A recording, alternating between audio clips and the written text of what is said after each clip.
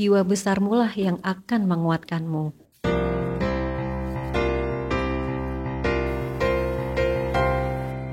Halo Bun, Assalamualaikum. Apa kabar hari ini Bun? Semoga selalu baik ya Bun. Hari ini mau nyiapin menu apa Bun buat keluarga? Ini saya mau bikin sayur daun katu. Ini nanti saya tambahin jagung ya Bun. Terus ini bumbunya cuman pakai bawang merah sama kunci Bun. Nah ini saya juga nyiapin ayam. Ini mau saya apa tuh namanya ungkep gitu aja Bun. Terus digoreng. Nah kemudian saya juga nyiapin cumi nih Bun. Karena Pak suami ngurangin makan ayam potong Bun. Jadi ntar saya gorengin cumi aja. Nah ini saya udah mulai ngerebus airnya ya Bun.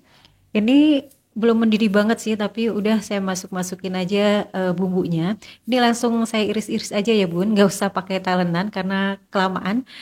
Nah ini saya juga udah masukin kuncinya, jagungnya sekalian.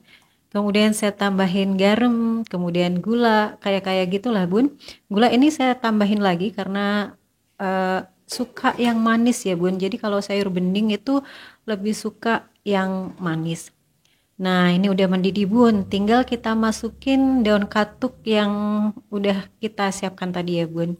Ini sebenarnya saya bingung. Sebenarnya itu suami saya nyuruhnya beli daun apa tuh namanya ya? Daun kelor Bun. Tapi saya nggak bisa bedain yang daun katuk tuh gimana. Kemudian daun kelor tuh yang gimana gitu. Setelah saya beli ternyata kata suami saya, jangan-jangan ini daun katuk mah gitu katanya. Tapi udah terlanjur saya beli ya udah saya masak aja. Nah ini saya mulai ngungkep ayamnya ya Bun. Ini saya cuman kasih bumbu apa tuh namanya ya bumbu instan ya Bun. Ayam goreng kayak gini. Nih kita masukin bumbunya kemudian tambahin air. Udah tinggal ditutup Bun.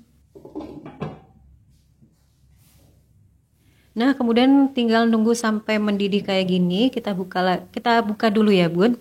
Nah, ini tinggal kita balik bagian yang atas biar apa tuh gantian di bawah. Jadi biar semuanya terasa bumbunya, Bun. Biar ungkepannya sempurna gitulah, Bun. Nah, setelah ini kita tutup lagi, Bun. Tunggu sampai agak kering, Bun. Nah, kayak gini nih. Kemudian setelah lumayan nyusut gini airnya Bun, baru kita apa tuh namanya matiin apinya gitu ya Bun. Ini masih saya aduk-aduk bentar lagi karena masih ada airnya dikit-dikit. Kalau dibuka tutupnya tuh lebih cepet kering ya Bun kalau menurut saya. Tapi kalau ditutup lama. Nah udah matang Bun, ntar tinggal goreng gitu aja. Oh ya Bun, untuk bedain daun katu sama daun kelor tuh lebar daunnya ya Bun. Kalau daun kelor ternyata lebih kecil-kecil dan bulat Bun. Dan kalau daun katu tuh ada bercak-bercaknya gitu Bun. Kayak tadi yang saya masak itu ya Bun, ternyata daun katu. Tapi ya udahlah, udah matang juga. Nah ini yang tadi saya ungkap ya Bun, ini tinggal goreng. Ini saya cuman goreng 3 aja.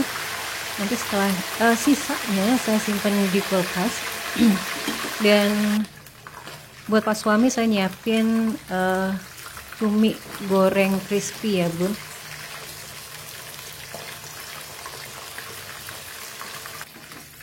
Nah ini udah kecoklatan jadi saya angkat.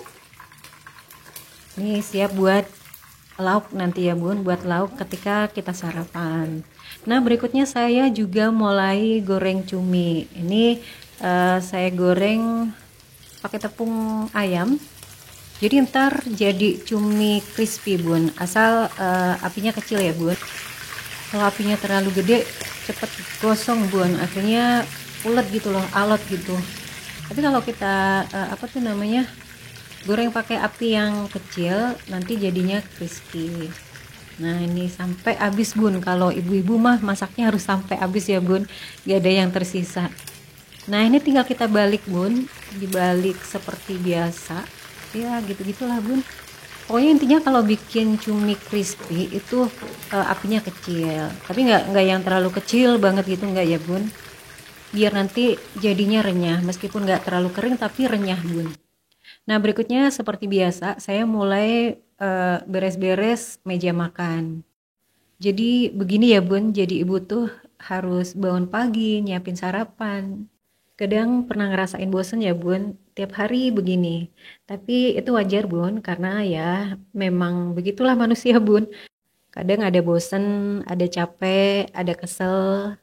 Normal lah karena kita punya perasaan. Apalagi buat ibu bekerja seperti saya Bun. Kadang ngerasa capek banget. Saya tuh Bun, dapur ada di bawah. Jadi kalau pagi tuh eh, bisa naik turun gitu Bun. Karena kan kadang nyiapin bahan yang untuk dimasaknya kurang lengkap gitu Bun. Jadi harus naik lagi, ambil di kulkas lagi gitu-gitu Bun. Karena kulkasnya ada di atas Bun.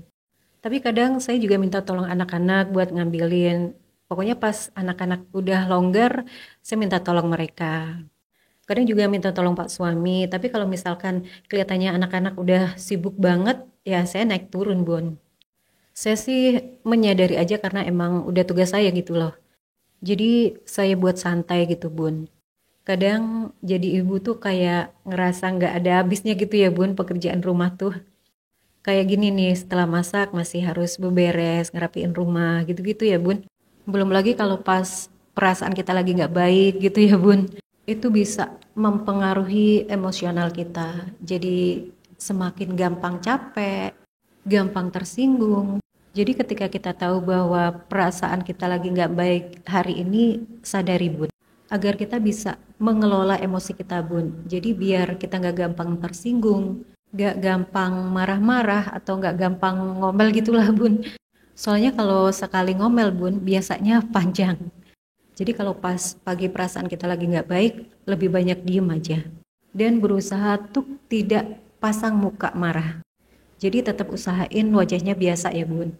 Biar suasananya kembali hangat lagi Bun. Karena kalau ada yang marah, suasana di rumah kan jadi gak enak Bun. Kasihan anggota keluarga kita yang lain kalau kita marah-marah. Nah, yang hari ini lagi sedih, semoga Allah pulihkan. Yang lagi dalam kesulitan, semoga Allah mudahkan. Yang lagi diuji dengan sakit, dengan keadaan apapun, semoga Allah selalu berikan hati yang sabar dan lapang seluas samudra. Intinya dalam hidup itu legowo aja Bun, tulus, ikhlas, biar kita tetap tenang. Kalau kita bisa tenang, pikiran kita juga adem gitu loh Bun. Ketika perasaannya lagi panas, sepanas-panasnya ambil nafas dalam, pejamkan mata dan cooling down Bun. Udah biarin, jangan diikutin marahnya kita, jengkelnya kita, dan langsung ingat Allah Bun. Bahwa Allah hadirkan orang-orang yang mungkin saat ini buat kita marah, kesel, supaya kita itu mampu melihat mana hal baik dan mana hal buruk. Misalkan gini, kita sedih dengan perlakuan seseorang ke kita karena dia begini, dia begitu gitu ya. Nah, itu anggap aja bahwa Allah itu udah berikan cermin ke kita agar kita jangan sampai bersikap seperti mereka. Atau kita dihadirkan orang-orang yang baik di sekitar kita. Nah, ini Allah juga ngasih kita cermin. Oh, berarti orang itu suka kalau kita tuh begini atau begitu. Oh, harusnya jadi orang tuh begini, begitu. Jadi ambil sisi positif dari apapun yang kita alami agar kita bisa narik kesimpulan dari suatu kejadian atau pengalaman sehingga sesuatu yang buruk seminimal mungkin bisa kita hindari dalam kehidupan kita. Tapi kadang walaupun kita udah berhati-hati, kadang masih aja ada sesuatu yang gak cocok di hati orang lain. Ya nggak apa-apa karena kan kadang orang itu salah menyimpulkan tentang kita, salah paham tentang kita. Ya udah maafkan karena belum tentu juga kita yang benar gitu Bun. Kadang bagi orang lain kita melakukan salah, tapi kita nggak merasa karena kita nggak ada maksud apa-apa. Tapi bagi orang lain itu menyinggung perasaannya. Jadi bermuhasabah diri atau mengoreksi diri terlebih dahulu itu lebih penting sebelum mengoreksi orang lain. Saya pernah bilang di video saya yang lain bahwa kalau ada api datanglah air. Jadi meskipun saat ini kita berhak untuk marah, tapi kendalikan dirimu Bun. Soalnya kadang ketika kita marah itu biasanya akan berlanjut dan berlanjut gitu loh Bun. Maksudnya jadi merembet bahas yang lain-lain. Tapi kalau pas kita kesel banget atau gimana ya, lagi marah banget gitu ya bun. Marahnya sekali aja dan langsung poinnya aja bun. Dan tahan tuh nggak ngomel lagi karena nanti jadinya akan panjang ngomelnya, yang tadinya mau marah sepele jadi sepolo gitu loh bun, kalau kata orang Jawa. Dan saya bun lebih memilih untuk mengalah daripada terus kekeh nunjukin bahwa kita yang benar. Soalnya nanti orang tuh kadang akan merasa nggak enak sendiri gitu loh bun. Seperti yang pernah terjadi pada kehidupan saya beberapa tahun yang lalu ya bun.